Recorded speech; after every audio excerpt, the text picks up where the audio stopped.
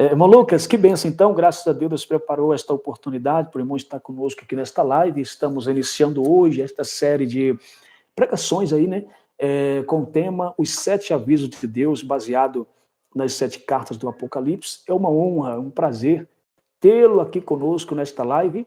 Então, pode aí saudar os irmãos, e também, irmão Lucas, eu gostaria que o irmão se apresentasse para os irmãos. O irmão teve comigo aqui já numa live já, mas já faz um tempinho bom já, e de lá para cá muitas pessoas novas chegaram no canal. Então pode se apresentar para o irmão, quem é aí o irmão Lucas, né? E pode se apresentar para o irmão. Fique à vontade, irmão Lucas. Amém, amém. Eu quero saudar a todos os nossos irmãos internautas, você que está acompanhando através, do canal do pastor Carlos Nogueira. Que Deus abençoe a sua vida, toda a sua casa e também a amada família. Eu me chamo, Lucas Seixas, eu sou da cidade de Januária, precisariamente, Atualmente eu resido aqui na cidade de Montes Claros. Nós somos diácono da Igreja Pentecostal do Amor, sou terceiro pastor da sede estadual aqui em Montes Claros, e nós estamos aí, em uma batalha, em um trabalho muito grande, grandioso, um trabalho que não é fácil, mas Deus tem nos dado força. Eu sou casado também, inclusive a minha esposa está ali na sala. Minha esposa chama Victoria Seixas, sou pai de 2 filhos. Recentemente nasceu mais uma criança, o pequeno Eliel. É um casal, é uma menina e um menino, a primeira é Esther, e o segundo é o Eliel, que hoje está completando 14 dias de vida. Está com 14 dias, é uma bênção para a glória de Deus, e nós estamos aí para ser um agente de Deus na vida de muitas pessoas. Trabalhamos também pela igreja, e eu creio que Deus ele tem bênçãos especiais para todos nós. Glória a Deus, que bênção. Maravilha. Então a irmã Vitória está aí nos acompanhando também, a Estezinha, e agora o pequeno Eliel, mais um integrante aí da família. Que bênção, glória a Deus. Irmão Lucas, que Deus continue abençoando o irmão, família. E o irmão Lucas, gente, como ele falou, é de Januária, conterrâneo da gente lá, irmão Lucas? E o irmão tem ido lá em Januária, não? Pastor, estive lá na semana passada, estive terça-feira, eu estive domingo, segunda e terça. Na terça eu retornei para Montes Claros. Que benção. Aqui na live, irmão Lucas, nós temos uma irmã Neide. A irmã Neide também é conterrânea nossa, na verdade, da mesma cidade lá, de Januária. Irmã Neide? Irmã Neide está nos acompanhando aqui, sempre nos acompanha aqui também.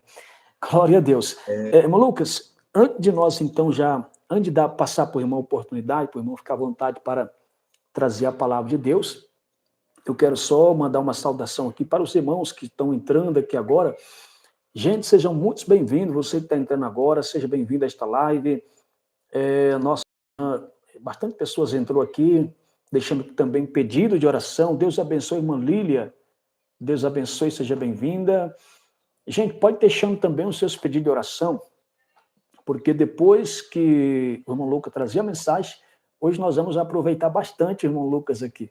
Depois que ele trazia a mensagem, aí o irmão Lucas também vai fazer uma oração forte para Deus curar e para Deus libertar. Deus abençoe pastor Amarildo, pastor Amarildo, lá do Rio de Janeiro, do canal Tempos Rios.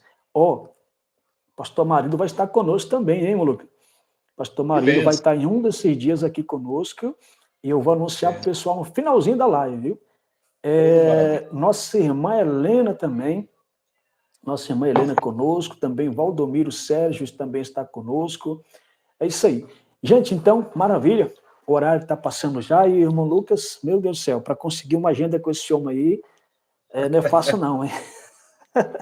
Glória a Deus. Então, eu não vou segurar muito o irmão Lucas, não. Irmão Lucas, então vamos lá, fique à vontade, tá? Hoje o irmão Lucas vai estar falando sobre a primeira carta do Apocalipse, né? Então, fique à vontade, irmão Lucas, deixa Deus te usar, fique à vontade, nós estamos aqui para ouvir mesmo tudo quanto de Deus for nos enviado. Amém? Fique à vontade, irmão Lucas. Amém. Queridos, que Deus abençoe a todos vocês, ao pastor Carlos Nogueira, que Deus abençoe também pela rica oportunidade. É um prazer e um privilégio estar com o senhor aqui nessa live. Eu creio que muitas vidas serão edificadas através deste propósito que Deus colocou no coração do pastor Carlos Nogueira. E hoje eu fui incumbido a responsabilidade de trazer um estudo, uma breve meditação, palavra, sobre a igreja de Éfeso, uma das cartas do livro de Apocalipse da Ásia Menor. Então, você que está em casa nos acompanhando neste momento, né, talvez você que se encontra dentro do seu quarto, na sua sala ou no seu trabalho, eu quero que você abra a sua Bíblia comigo no livro de Apocalipse, no capítulo 2. Livro de Apocalipse, capítulo de número 2. Glória a Deus. Livro de Apocalipse, capítulo 2, e nós faremos menção a partir do verso 1 até o verso de número 7. Livro de Apocalipse, capítulo 2, verso 1 ao verso 7. Eu faço um apelo a todos vocês, já vai compartilhando essa live, tá? Com seus amigos, no grupo aí de familiares, né? Porque que Deus ele tem uma palavra para o nosso coração e vai edificar a sua vida. E você também é um agente de Deus para que esta palavra, este evangelho, também possa alcançar muitas e muitas almas. Glória a Deus. A palavra de Deus diz assim, Apocalipse capítulo 2, verso de número 1. Escreve ao anjo da igreja que está em Éfeso. Isso diz aquele que tem na sua destra as 7 estrelas e anda no meio dos 7 castiçais de ouro. Eu conheço as tuas obras e o teu trabalho e a tua paciência, e que não podes sofrer os maus, e pusestes à prova os que dizem ser apóstolos e não são, e tu os achastes mentirosos, e sofrestes e tens paciência, e trabalhaste pelo meu nome, e não te cansaste. Tenho, porém, contra ti, que deixaste, grave essa palavra, deixaste o teu primeiro amor, ou em outras Bíblias vai estar, em outras traduções, a tua caridade. Lembra-te, pois, de onde caíste, e arrependa-te, e pratica as primeiras obras, quando não, brevemente virei a ti, e tirarei do seu lugar o teu castiçal, se não te arrependeres. Tens, porém, isto, que aborreces as obras dos nicolaítas, as quais eu também aborreço. Verso 7. Quem tem ouvidos, ouça o que o Espírito diz às igrejas. Ao que vencer, dar-lhe a comer da árvore da vida, que está no meio do paraíso de meu Deus. Queridos, essa carta é uma carta muito conhecida, a carta redigida por Jesus ao apóstolo João, que estava prisioneiro na ilha de Patmos, enviada para o anjo que estava na igreja de Éfeso, para que nós possamos entender e compreender o que Deus quer falar conosco através dessa mensagem. Nós iremos entender um pouco mais sobre o contexto histórico desta passagem. Éfeso, queridos, a cidade ou a igreja, melhor dizendo, a cidade a qual nós lemos, era a capital da Ásia Menor. Éfeso era um centro de comércio terrestre e marítimo. Essa cidade era uma das grandes cidades, ou melhor dizendo, uma das mais influentes cidades da Ásia, pois ali, em Éfeso, se encontrava o grande templo da deusa Artemis, ou melhor conhecida como Diana. E este templo fora construído nessa cidade, na cidade de Éfeso. A cidade de Éfeso concentrava grandes indústrias importantes para os interesses do Império Romano, pois era uma cidade que fabricava-se e fazia-se a comercialização de imagens da deusa Diana, considerando-se uma nação extremamente idólatra. Só que a igreja veio nascer dentro dessa cidade, num ambiente tomado pela idolatria. Deus tinha um projeto nesta cidade. A Bíblia diz que o apóstolo Paulo, em sua terceira viagem missionária, no capítulo 19 do livro de Atos dos Apóstolos, ele chega na cidade de Éfeso. E nessa ocasião, na chegada do apóstolo Paulo, na cidade de Éfeso, houve um grande avivamento em Éfeso, Deus, pelas mãos do apóstolo Paulo, fazia milagres extraordinários, conforme o capítulo 19, a partir do verso 11 do livro de Atos dos Apóstolos.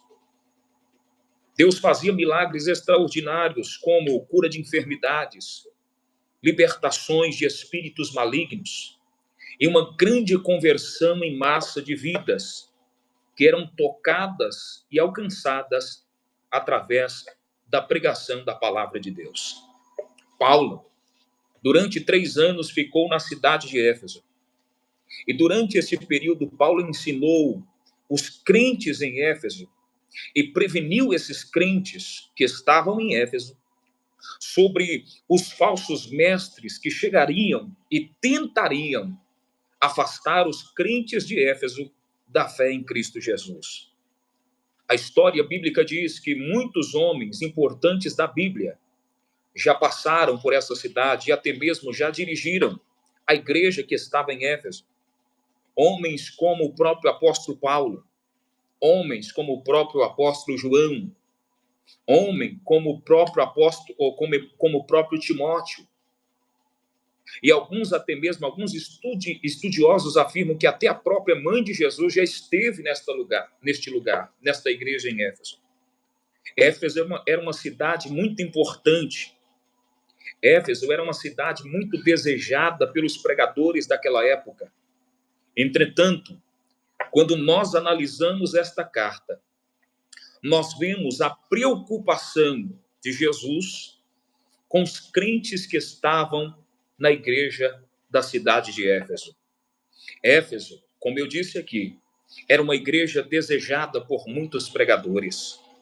Era uma igreja que trabalhava, como o próprio Jesus reconhece nesta carta, no versículo de número 2, dizendo: eu conheço as tuas obras e o teu trabalho. Éfeso era uma igreja que trabalhava incansavelmente. Éfeso era uma igreja que, pela orientação do apóstolo Paulo e pela firmeza na doutrina, colocava os ensinamentos e as obras daqueles que transmitiam os ensinamentos em prova. Mas Jesus se preocupou com a condição espiritual desta igreja. Eu vou repetir isso aqui. Éfeso era uma igreja que trabalhava incansavelmente. Era uma igreja desejada por muitos pregadores. Mas Jesus se preocupou com a condição espiritual desta igreja.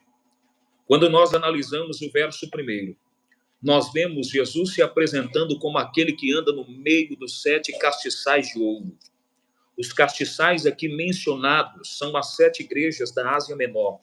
Ou seja, em outras palavras, nesta apresentação de Jesus, Jesus está mostrando ao seu leitor, em outras palavras, que ele está no centro de todas as suas igrejas, que ele está no governo e tem o controle das suas igrejas. Jesus também se apresenta como aquele que passeia diante das 7 estrelas mencionadas aqui neste versículo. Estas 7 estrelas significam os mensageiros das igrejas, das 7 igrejas da Ásia Menor. Aqui Jesus está indicando quando ele refere-se que é aquele que anda no meio dos 7 castiçais e também das 7 estrelas. Jesus está mostrando ao seu leitor, ele está indicando ao seu leitor que ele tem poder e autoridade sobre as igrejas e também sobre os seus líderes que estão ali naquelas igrejas. Mas diante disso, a pergunta que eu quero trazer a todos vocês que nos acompanham neste momento é: será que Deus se preocupa com a igreja em que você pertence? A pergunta é esta. Eu vou melhorar. Será que Deus está se preocupando ou se preocupa com a igreja a qual você faz parte? Talvez tem muitas pessoas que são da nossa igreja, Igreja Pentecostal dos Amor, ou talvez eu falo com você que é de outra denominação. Mas a pergunta é: será que Deus se preocupa com a igreja em que você pertence? A resposta é óbvia. Claro que sim. Claro que sim. Caso, se você duvidar se Jesus está se preocupando com a sua igreja, é só você olhar e analisar as cartas direcionadas por Jesus às igrejas na Ásia Menor. Nós vemos a preocupação e o amor de Cristo por cada uma dessas igrejas. Queridos, na carta dirigida a Éfeso, Jesus começa elogiando os crentes pelo seu sucesso e lhes diz como eles devem corrigir os seus erros. Aqui nós vemos uma igreja que trabalhava, a igreja de Éfeso, trabalhava de forma incansavelmente, mas esta igreja mencionada aqui abandonou o seu primeiro amor. O problema maior de Éfeso não era quantitativo. Não. Eu vou repetir. O problema da igreja que estava em Éfeso não era quantitativo, porque a Bíblia diz, Jesus reconhece esta qualidade da igreja de Éfeso. Era uma igreja que trabalhava incansavelmente, tinha obras, eles produziam-se obras incansavelmente. Eu repito, o problema da igreja de Éfeso não era quantitativo, não era a quantidade das obras que eles estavam produzindo, mas era a qualidade das obras que eles estavam produzindo diante de Deus. A pergunta é que eu faço para você: será que estas obras que a igreja de Éfeso estavam produzindo eram com amor ou somente para mostrar para os seus líderes que estavam presentes naquela igreja? Aqui está uma ferramenta, queridos, que Satanás tem utilizado para atacar o povo de Deus. Eu vou repetir. Aqui neste texto, nós encontramos uma ferramenta que, assim como Satanás utilizou para atacar a igreja de Éfeso, ele está utilizando para atacar os crentes hoje em dia. E esta ferramenta é o tempo. Eu vou repetir. Esta ferramenta é o tempo. Eu repito. O problema da igreja de Éfeso não era quantitativa, a quantidade das obras, mas era a qualidade. Então, Satanás utiliza-se do tempo para atacar o povo de Deus presente. Pastor Carlos e todos que nos acompanham, eu costumo dizer que o tempo, ele tem um perigo. Tem. O tempo tem um perigo. Como assim, pastor? O tempo tem um perigo? Eu vou te explicar. O tempo é bom, sim, o tempo é bom, pois o tempo amadurece o fruto. Nós lançamos a semente do solo e, conforme o tempo, essa semente vai germinar, a árvore vai crescer e vai produzir os seus frutos, e depois vem a colheita. O tempo é bom, mas o tempo não gerenciado por Deus, o tempo não gerenciado pelo poder da palavra de Deus, o tempo não administrado por Deus, tem o poder de fazer com que as coisas sobrenaturais se tornem naturais. O maior exemplo nós vemos da Bíblia. O primeiro exemplo é de um personagem por nome Abinadab. A Bíblia diz que a Arca da Aliança ficou 20 anos dentro da casa deste personagem Abinadab. E 20 anos não são 20 dias. 20 anos não são 20 meses. 20 anos são 2 décadas. São 20 anos. A Arca da Aliança era a presença de Deus na terra. Mas Abinadab não soube carregar a presença de Deus como um símbolo de autoridade do trono de Deus na terra. Um outro exemplo do perigo do tempo. A Bíblia diz que também Ofni e Finéias desprezaram a presença de Deus porque se acostumaram, devido ao tempo, com a presença de Deus. Eu repito, o tempo tem um perigo. O tempo faz com que as coisas, o tempo não gerenciado por Deus, o tempo não administrado por Deus, faz com que as coisas sobrenaturais se tornem naturais. Ofni e Finéias também desprezaram a presença de Deus. Eli, sacerdote que servia no tabernáculo, levou a presença de Deus, devido ao tempo, apenas como uma relíquia a ser cuidada e não como um símbolo máximo de autoridade de Deus em sua vida. Agora, eu quero te perguntar, como estamos tratando a presença de Deus em nossas vidas? Como nós estamos conduzindo a presença de Deus em nossas vidas? Aqui eu repito, voltando agora para o texto, no verso 4, diz que os crentes que estavam dentro da igreja em Éfeso Eles não perderam o primeiro amor. Tem pessoas que pregam dizendo, não, os crentes de Éfeso perderam o primeiro amor, mas a Bíblia não diz isso.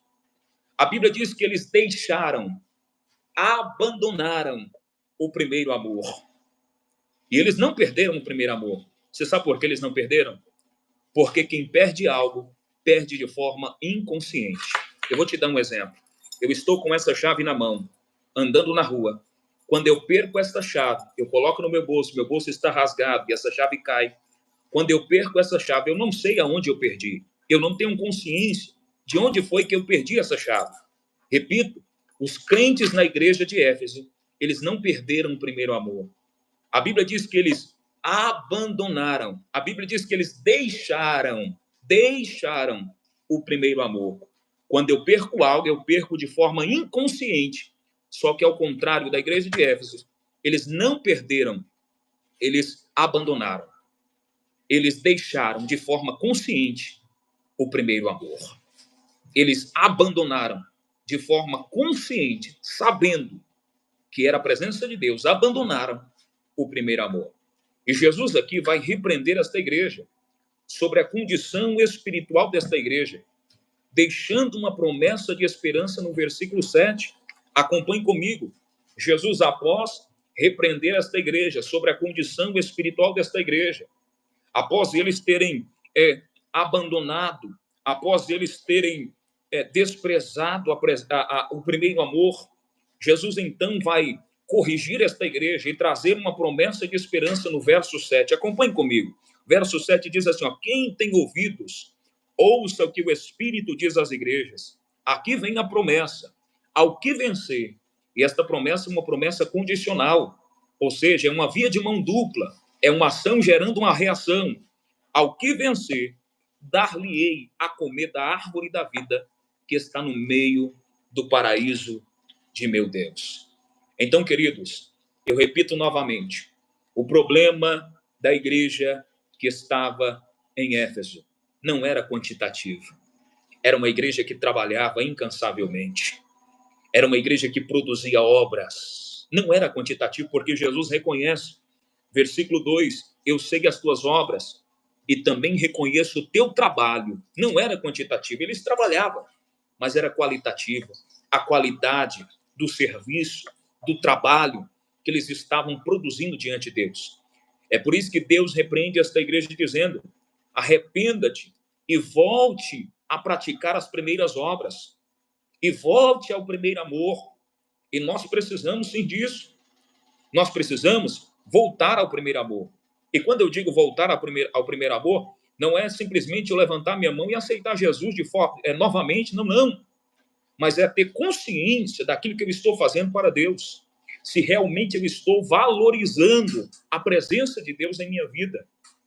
O voltar ao primeiro amor é eu ter a consciência que nada e nem ninguém, nem o tempo, que é a ferramenta que Satanás tem utilizado para destruir a fé de muitos, pode abalar a minha fé e esperança em Deus. Talvez eu estou falando com pessoas neste momento que estão nos acompanhando, que só você e Deus sabe como está a sua situação espiritual.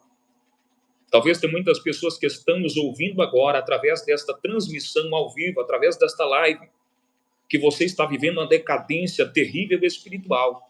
Mas eu quero trazer uma palavra de Deus ao seu coração nesta noite e te dizer, o Senhor Deus, aquele que é Pai, aquele que cuida, aquele que não desampara os teus filhos, está prontificado, ó glória, para te levantar, para te colocar de pé.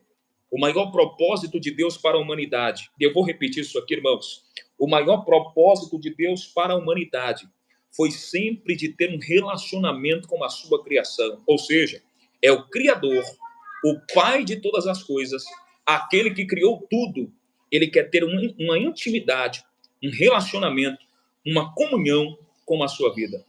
A vontade de Satanás é de destruir a sua vida espiritual. Sim, a vontade do diabo é de te ver prostrado, caída, paralisada de forma espiritualmente. Ou você acha que Satanás quer ver você buscar a Deus, orar a Deus, ler a palavra de Deus, ter um momento de consagração a Deus? Não, de forma alguma. Satanás não quer ver você crescer espiritualmente, mas Deus quer te colocar de pé. O Senhor Deus quer te levantar em sua presença.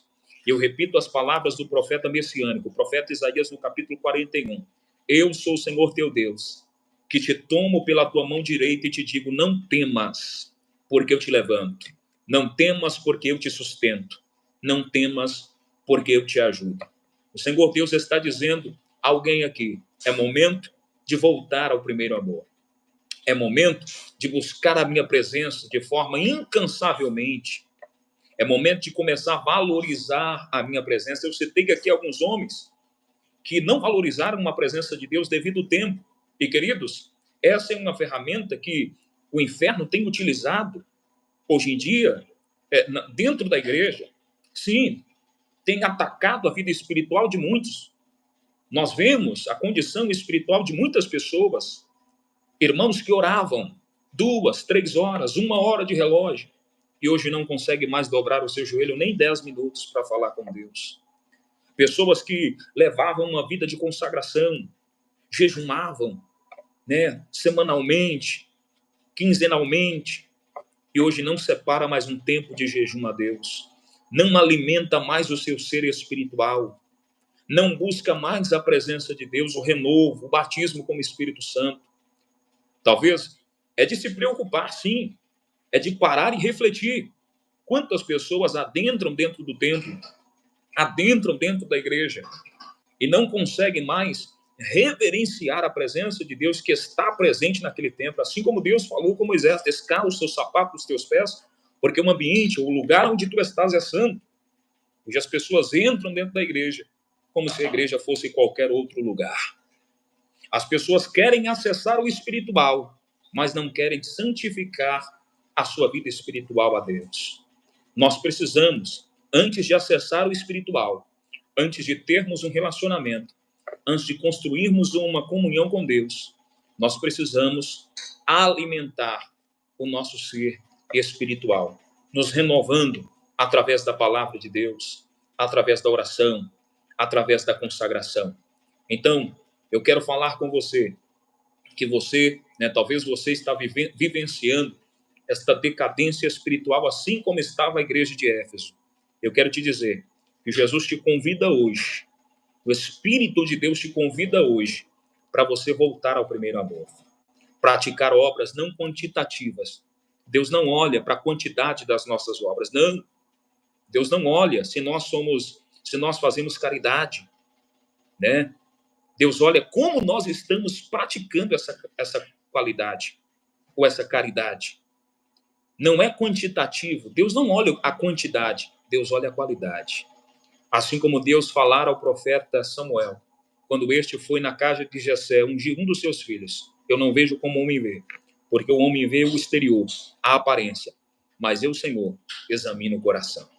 Eu vejo o que está dentro do coração. Então, queridos, que nós podemos fazer diferente dos crentes que estavam dentro dessa igreja de Éfeso, aprendendo com os erros desta igreja, que nós possamos voltar ao primeiro amor, praticando qualidade nas obras. Tem que ter qualidade.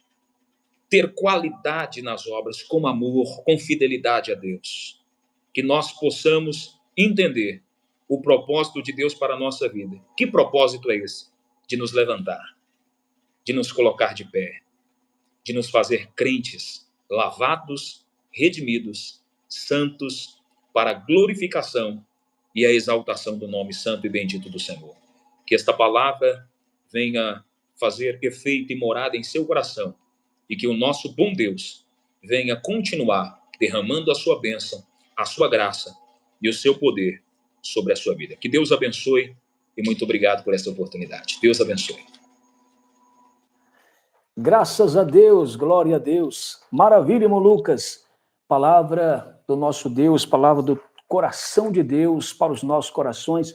Gente, quem tomou posse desta palavra, comente aí amém. Vamos encher aí de amém. Glória a Deus, amém quer dizer assim seja.